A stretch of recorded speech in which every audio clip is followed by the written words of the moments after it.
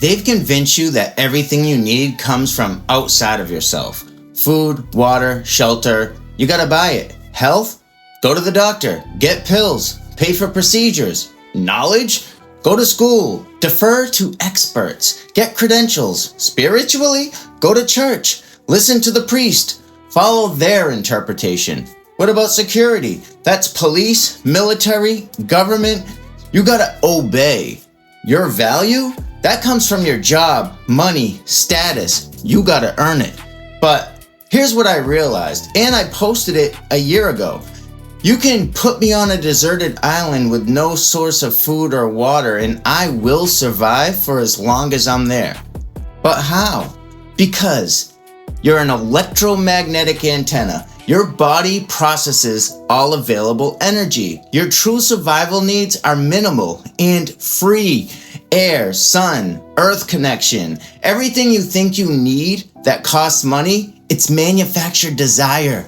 They need us to need them, so they create this illusion that we need the things that they turn a profit off.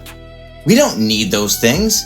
We just think we want them. We think we need them. They create artificial dependencies, so you're always looking outward for solutions, never inward for the power you already have.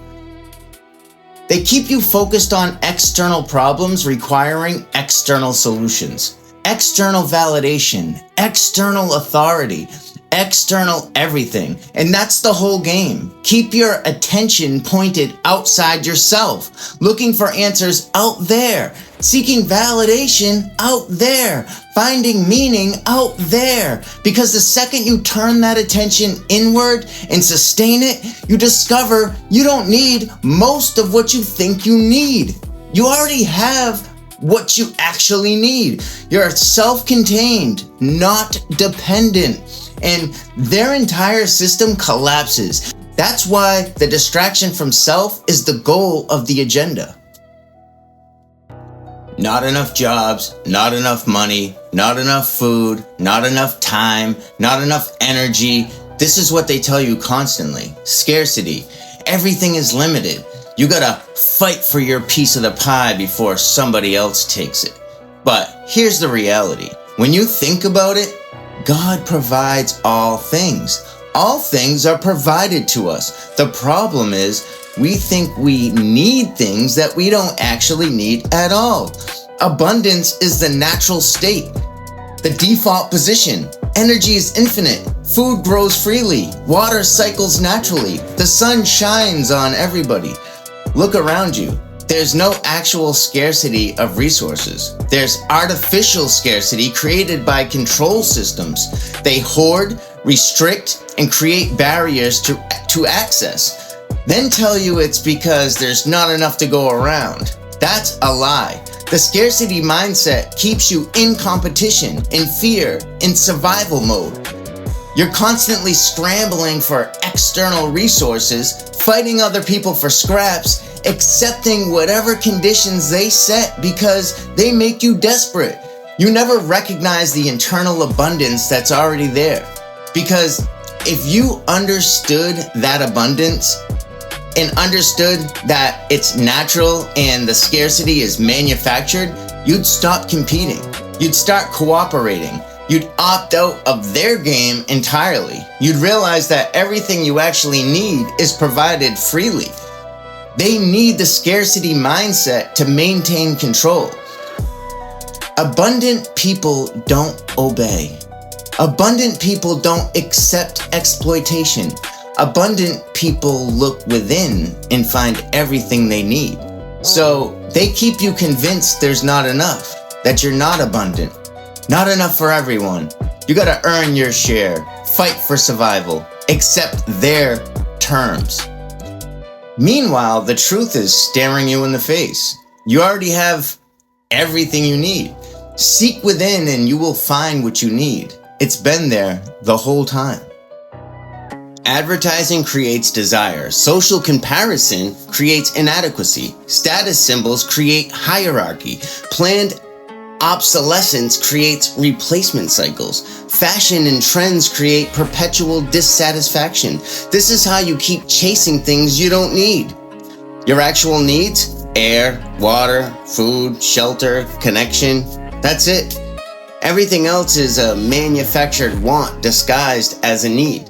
And they're really good at making you believe you need things that you absolutely don't. Think about how much of what you own you actually use. How much of what you buy actually improves your life versus just cluttering it.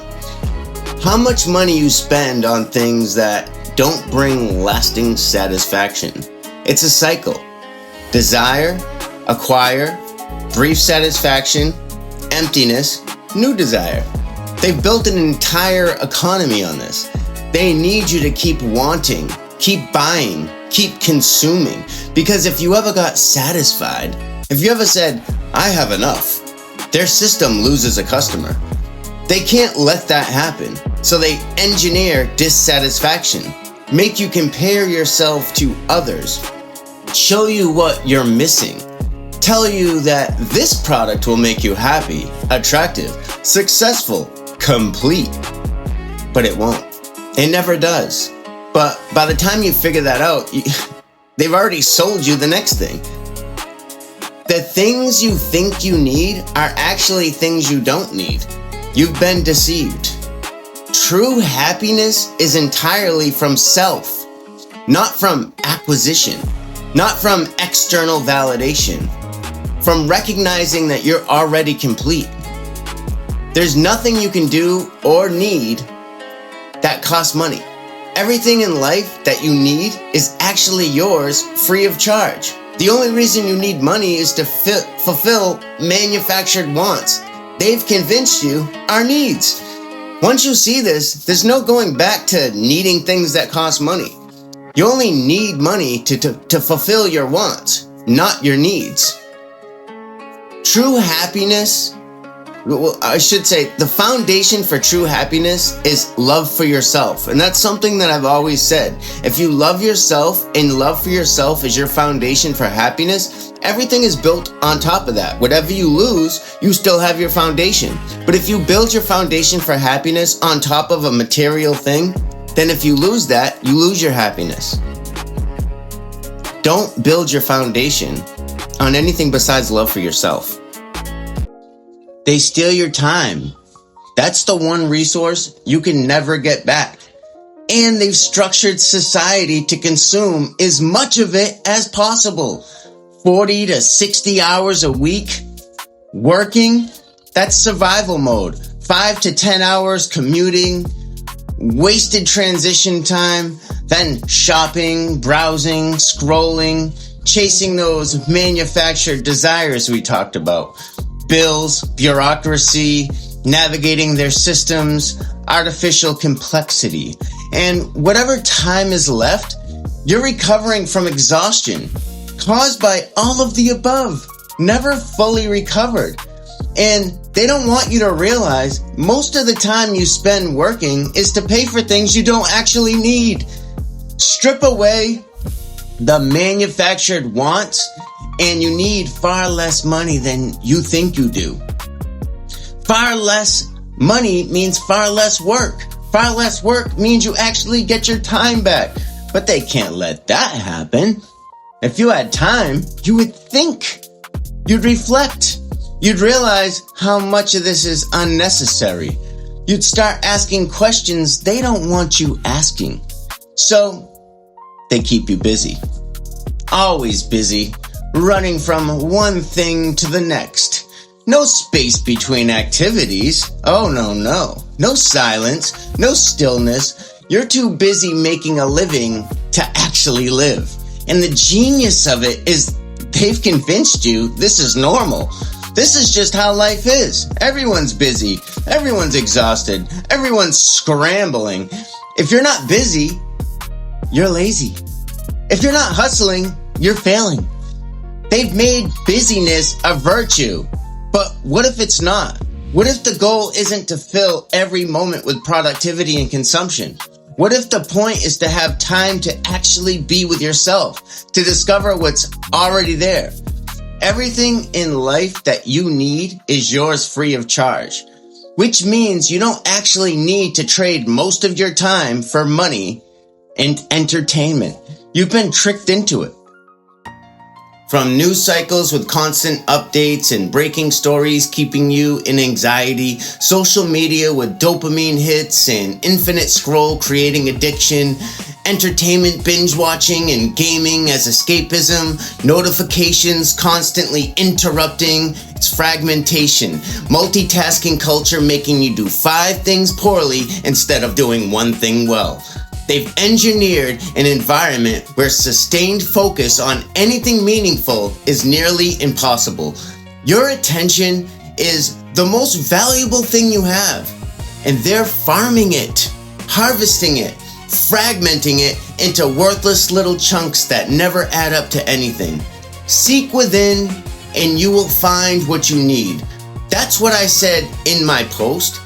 But seeking within requires silence, stillness, sustained attention, self-observation, inner listening, all of which are impossible with fragmented attention.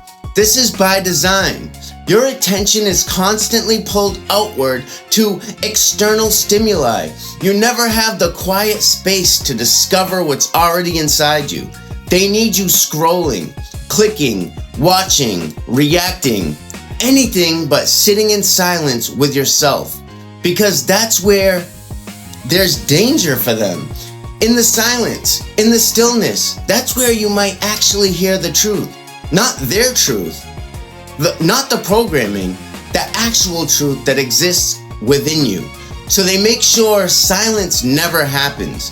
There's always something demanding your attention. Always another notification, always another update, always another thing to react to.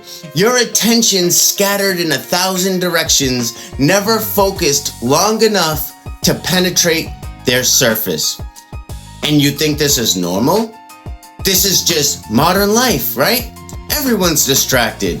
Everyone's fragmented. Everyone's attention is everywhere and nowhere at the same time.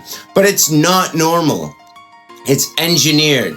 And the second you reclaim your attention, focus it inward, sustain it long enough to actually see, then everything changes. You find what you've been seeking externally was inside you all along. Who are you? If I ask that question, most people answer with external markers. I'm a teacher. I'm an engineer. I'm a manager. I'm what I own. I'm someone's spouse, someone's parent, someone's friend. I'm Christian, Democrat, vegan. I'm my resume, my credentials, my status. But none of that is actually who you are. Those are roles you play, labels you wear, identities you've borrowed from external systems. They've taught you to define yourself by things outside yourself. While God provides all things. That's what I said in my post, and people struggle with that because they've been taught to look outside themselves for identity, for validation, for worth. But true identity is what you are beneath all the labels. You're an electromagnetic antenna processing infinite potential into experienced reality. Your consciousness having an experience. You're a self-contained creative force. You're already whole, already complete. You don't need anything external to make you who you are. But if they can convince you that your identity depends on external validation, then you never discover who you actually are. You're too busy maintaining the persona to meet the person underneath. Too busy performing the role to recognize the actor. This keeps you controllable. If your identity comes from your job, they control you through employment. If it comes from possessions, they control you through consumption. If it comes from beliefs, they control you through ideology. If it comes from relationships, they control you through social pressure. But the moment you recognize that who you are exists independent of all external markers, you become uncontrollable. They can't threaten your job because that's not who you are. They can't shame you for lacking possessions because that's not your worth. They can't manipulate you through ideology because you are not your beliefs. Within thyself, all things are possible. Not within your job, not within your stuff, within yourself. That's where your true identity lives. The pattern is create or amplify a problem, generate fear and outrage, offer a solution that increases dependency. For example, health crisis, fear of disease, pharmaceutical dependency, economic crisis, fear of poverty, government dependency, security crisis, fear of danger, surveillance state, information crisis, fear of misinformation, censorship, climate crisis, fear of catastrophe, carbon control systems. Every single one follows the same formula: problem, reaction, solution. And the solution always increases your dependency on their systems, never increases your independence, never empowers you to solve it for yourself, always makes you think the world is collapsing in on you. Most crises are manufactured or greatly exaggerated. Real solutions come from within: community, self-reliance, natural immunity, discernment, local action. But they can't profit from those solutions. They can't control you with those solutions.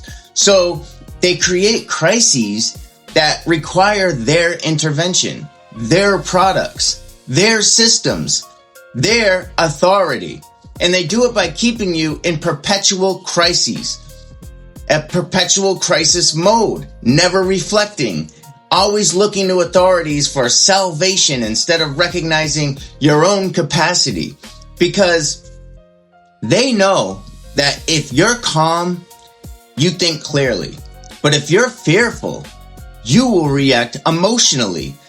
Emotional reactions can be predicted and manipulated. Clear thinking cannot. So your reactions are written into their script. That's how they keep you afraid. Afraid of disease, poverty, danger, misinformation, catastrophe. Afraid of each other, afraid of yourself. Fear keeps you looking outside for someone to save you, but God provides all things. All things are provided to us, which means the crises are illusions. The dangers are exaggerated. The problems have simpler solutions than the complex, expensive, controlling ones that they're forcing on you. Once you stop reacting to manufactured crises and start responding from inner knowing, their whole game falls apart. You're not afraid, you're not dependent, and you're not controllable. What about priests and pastors telling you that you need them to access God? Gurus and teachers saying you need them to find enlightenment? Experts and scientists claiming you need them to understand reality? Or doctors insisting you need them to heal? Politicians declaring you need them to govern? They've placed intermediaries between you and everything else. Between you and God. Between you and truth. Between you and health. Between you and your own power. Because if you need an intermediary, you're dependent. You're controllable. You're controlled. Within thyself, all things are possible. Not within the priest, not within the expert, not within anything else, within thyself. Direct connection is always available.